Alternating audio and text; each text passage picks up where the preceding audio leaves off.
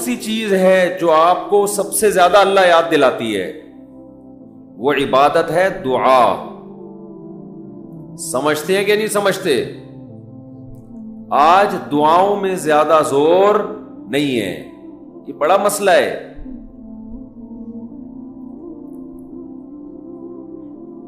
بھائی کچھ نہ کچھ وقت نکال کے ہاتھ اٹھا کے اللہ کے سامنے گڑ گڑایا کریں. آج ہم لوگوں نے دعائیں مانگنا چھوڑ دی ہیں. جب انسان اللہ کے سامنے دعا مانگتا ہے وہ اللہ سے باتیں کرتا ہے. اگر توجہ سے دعا مانگے, دعا ایسی چیز ہے کہ یہ اللہ اور بندے کا جتنا مضبوط کنیکشن بناتی ہے, اتنا کنیکشن دنیا کی کوئی اور عبادت نہیں بناتی.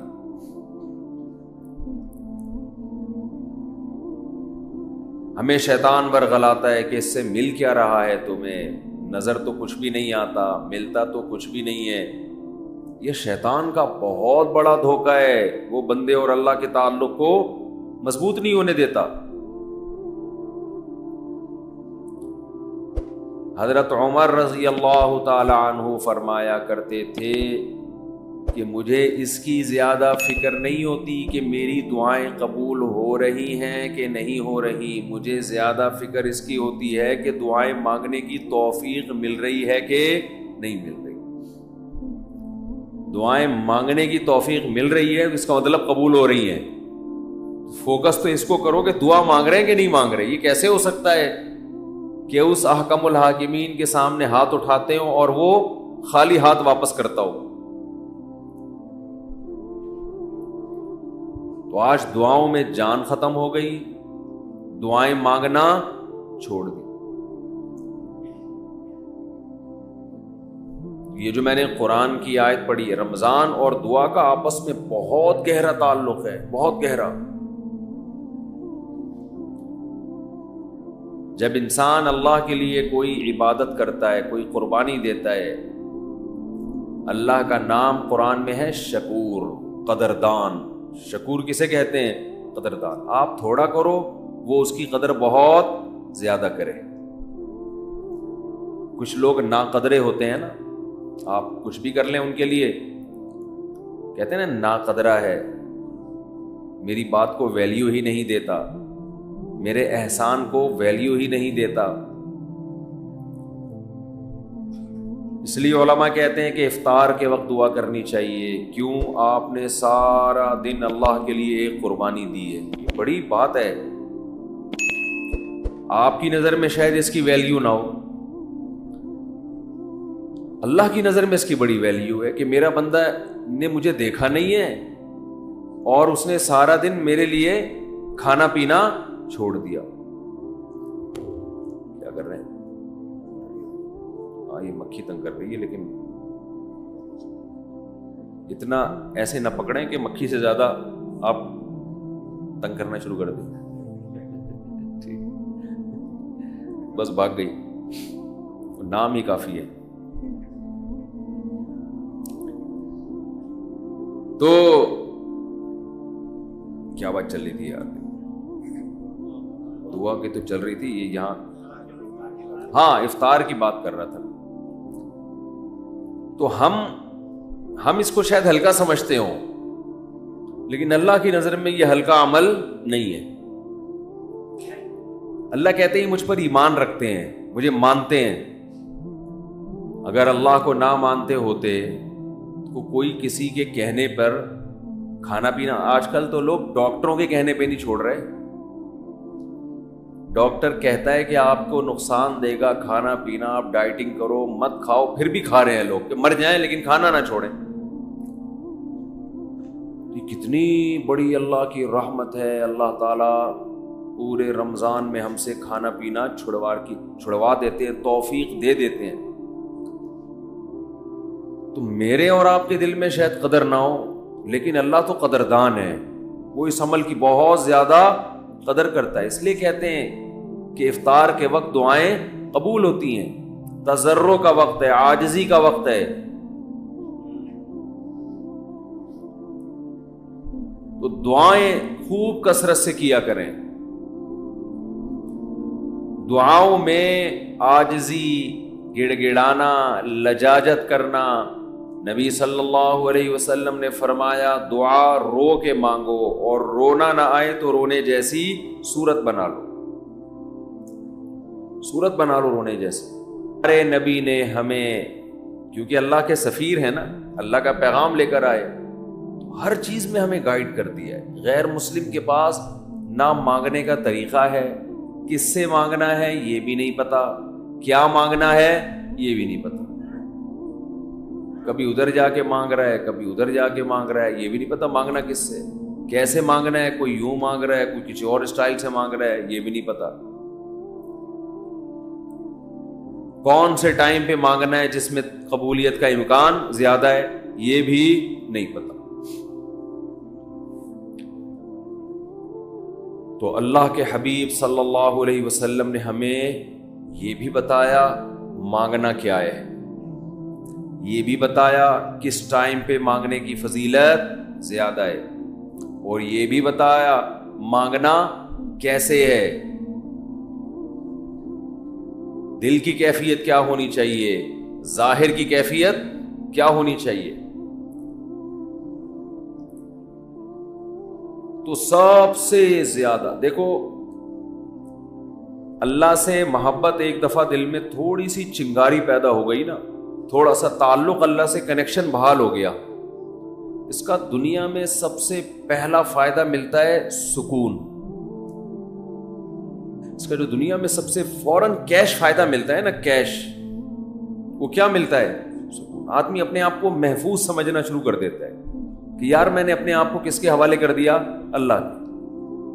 سب سے پہلا فائدہ یہ کہ بالکل ایسے جیسے ڈاکوؤں کا خطرہ ہو چاروں طرف سے، اور آپ نے دیکھا جی پولیس کی 3-4 موبائلیں ہمارے گھر کے قریب آ کے کھڑی ہو گئی، آدمی لوگ سکون میں آ جاتے ہیں، یار کم از کم یہاں پر موبائل سنیچنگ نہیں ہوگی، سکون سے سو جاؤ۔ تو جب انسان اللہ سے مانگتا ہے اور اپنے آپ کو اللہ کے حوالے کرتا ہے، اور اللہ تعالیٰ نے مانگنے میں کوئی شرطیں نہیں لگائیں، یہ بڑی زبردست بات ہے، کوئی شرطیں نہ کہ یہ والے قوائف پورے کرو گے تو پھر مجھ سے مانگو ورنہ تمہیں مانگنے کی اجازت نہیں ہے۔ کوئی چرسی ہے تو جب تک چرس نہیں چھوڑے گا مجھ سے مانگ نہیں سکتا، کوئی بے نمازی ہے تو جب تک نمازی نہیں بنے گا مجھ سے مانگ نہیں سکتا۔ اللہ کہتے ہیں مجھ سے یہی مانگ لو، یہی مانگ لو، اللہ میں بے نمازی ہوں مجھے کیا بنا دے؟ نمازی بنا دے۔ جو چیز نہیں ہے وہی مانگو اللہ تعالیٰ سے۔ وقال ربکم ادعونی استجب لکم، قرآن کہتا ہے، تمہارا رب کہتا ہے مجھ سے مانگو میں تمہاری پکار کو قبول کروں گا۔ اور کمال کی بات یہ ہے، پہلے مجھے اس آیت کی تفسیر سمجھ میں نہیں آتی تھی۔ اللہ کہتے ہیں مانگو میں تمہیں دوں گا، نہیں مانگو گے ایسے متکبرین کے لیے میں نے جہنم کی آگ رکھی ہے بھائی، یہ سمجھ سے بالاتر۔ میں آپ سے کہہ رہا ہوں مجھ سے قرضہ مانگو، آپ کہتے ہیں شکریہ جی آپ نے آفر کی، ضرورت ہوئی تو مانگیں گے، نہیں تو ٹھیک ہے جی بہت شکریہ۔ میں کہہ رہا ہوں اگر نہیں آئے نا مانگنے کے لیے پھر دیکھو میں گنڈے بھیجوں گا، کٹ لگواؤں گا۔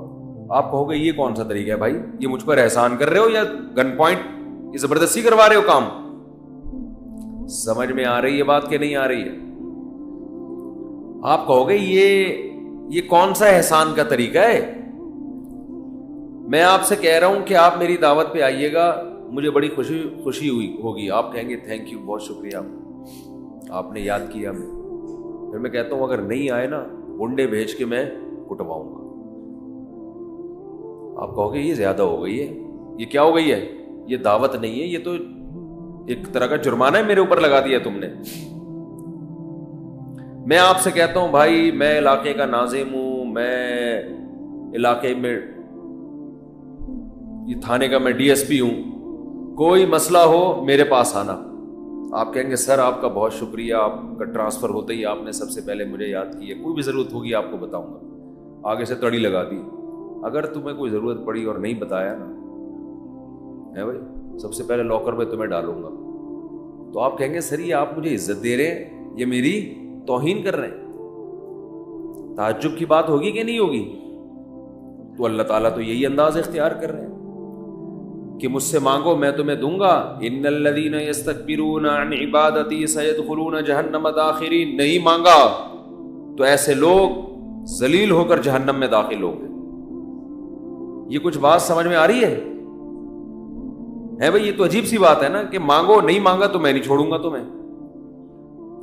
اصل بات یہ ہے کہ علاقے میں ایس ایچ او آیا, کوئی محلے کا دادا آیا, وہ آپ سے کہتا ہے کوئی پرابلم ہو بتانا, آپ کہتے ہیں بڑی نوازش آپ کی, پھر بھی آپ اس کو پرابلم نہیں بتاتے, وہ غصہ نہیں آتا, اس کو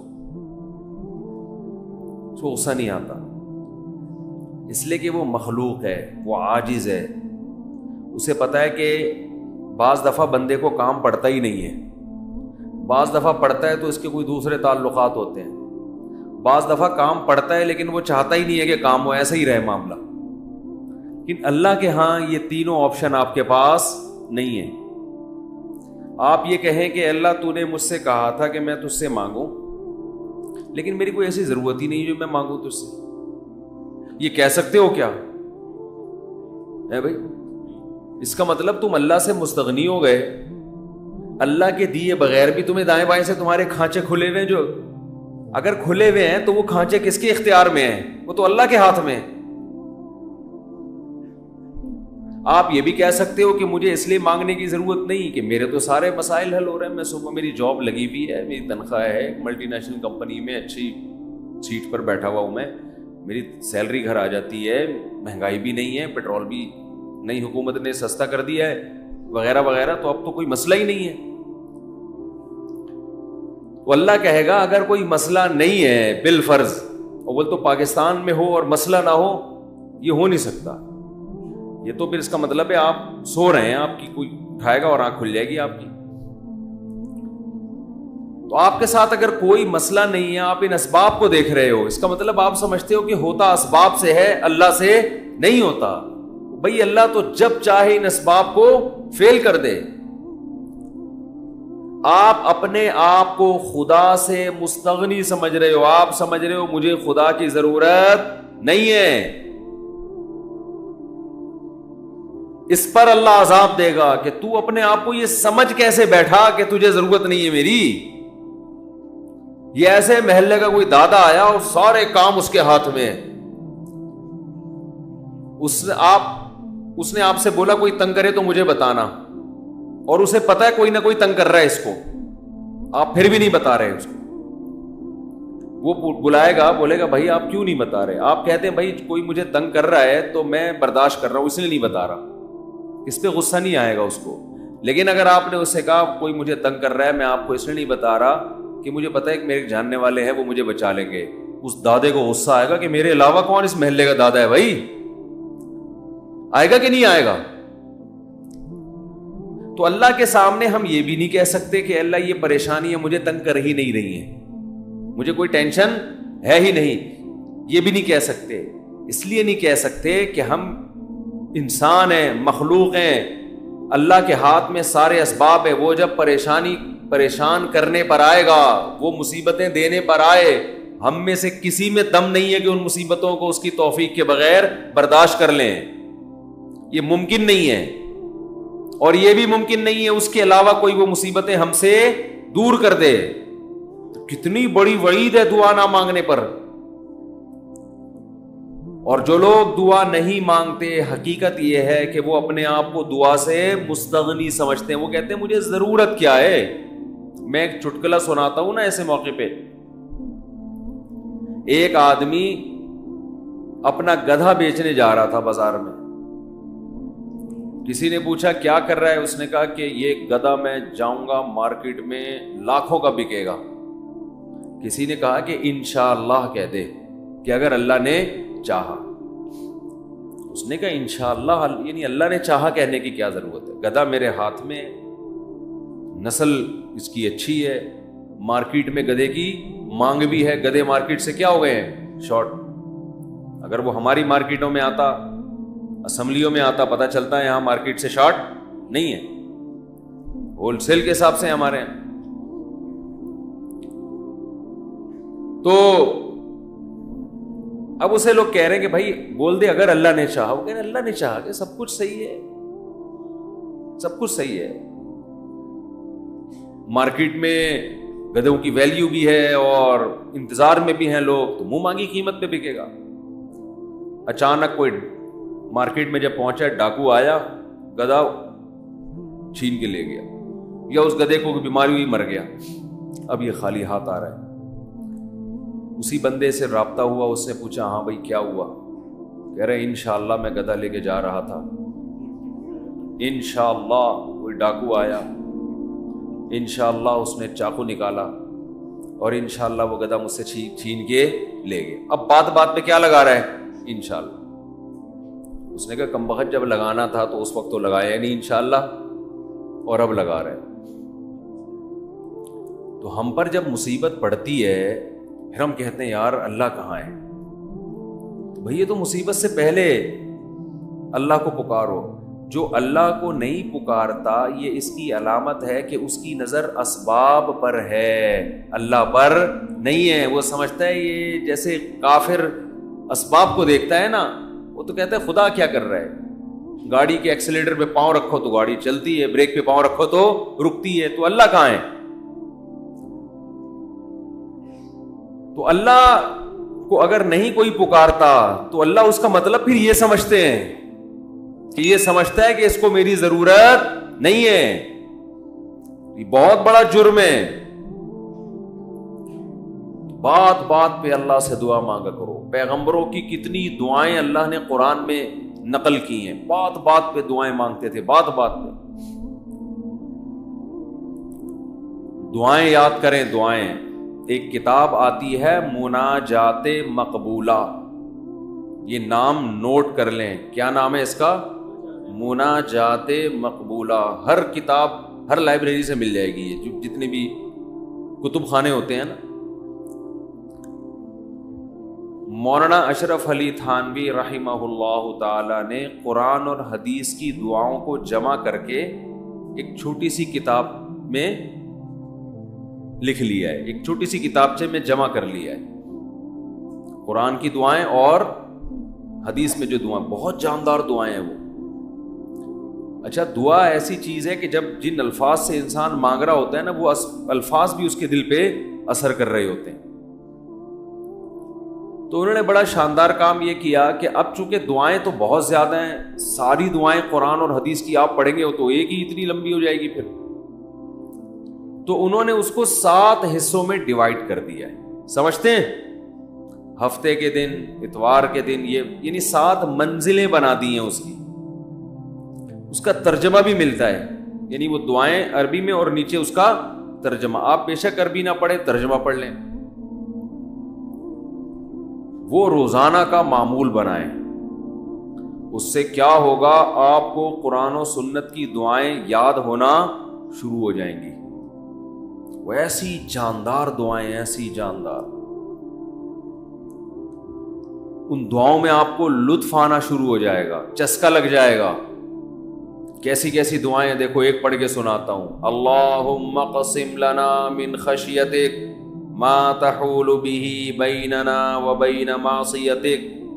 اے اللہ ہمیں اتنا اپنا خوف دے دے, ہمارے دل میں اپنا اتنا خوف ڈال دے کہ وہ خوف ہمارے اور تیری نافرمانی کے درمیان آڑ بن جائے. سمجھ میں آ رہی ہے بات؟ زیادہ خوف نہیں چاہیے. زیادہ خوف پیدا ہو گیا تو زندگی کا مزہ کرکرا ہو جائے گا. جب آپ کے دل میں کسی چیز کا خوف مسلط ہو جاتا ہے تو لذتوں سے محروم ہو جاتے ہو آپ. دیکھو بچوں کے دلوں میں امتحان کا خوف ہوتا ہے نا, نہ کھا رہے ہیں نہ پی رہے ہیں. کراچی میں تو ایسا کوئی سیٹ اپ نہیں ہے, کوئی خوف ووف نہیں ہوتا. پنجاب میں دیکھا ہے ہم نے, بچوں کے پیپر ہونے والے, ایگزام ہونے والا, ایک دماغ پہ مسلط کر لیتے ہیں. زیادہ مسلط کریں گے تو پھر پڑھائی بھی نہیں ہوتی ان سے, ہاتھ پاؤں کانپنے لگتے ہیں. کراچی میں اللہ کا فضل ہے, یہ ٹینشن, کراچی میں جتنی بھی حکومتیں رہی ہیں اب تک کی رپورٹ کے مطابق, انہوں نے یہ بڑا فائدہ پورے سندھ میں الحمدللہ. یہ سندھ گورنمنٹ جب جتنی بھی رہی ہے اب تک, چاہے کسی کی بھی ہو, تو یہ الحمدللہ انہوں نے فیسلٹی دی ہے کہ کراچی کی عوام کو پڑھائی لکھائی سے الحمدللہ بالکل فارغ کر دیا. لڑکوں میں پڑھنے کا رواج ہے ہی نہیں. کچھ دن پہلے میں آ رہا تھا سفر پہ، تو کراچی کا ایک لڑکا وہاں پڑھنے گیا ہوا تھا اسلام آباد، ایبٹ آباد میں شاید کیڈٹ کالج، باہر کیڈٹ کالج میں پڑھ رہا تھا. میں نے کہا کراچی میں، نارتھ کراچی میں کہیں رہتا تھا یا ناظم آباد میں، وہاں گیا ہوا. اس نے کہا بھائی ہمارے ابا اماں نے اچھا فیصلہ کیا، مجھے وہاں ایڈمیشن کرا دیا، میں پڑھ لیتا ہوں، چھٹیوں میں گھر آ جاتا ہوں. تو وہ بتا رہا تھا کہ یہ کراچی میں، وہ مجھے کہہ رہا تھا کہ ہم حیران ہوتے ہیں کراچی میں جاؤں تو وہاں کوئی ہے ہی نہیں، پڑھائی لکھائی کی بات ہی نہیں.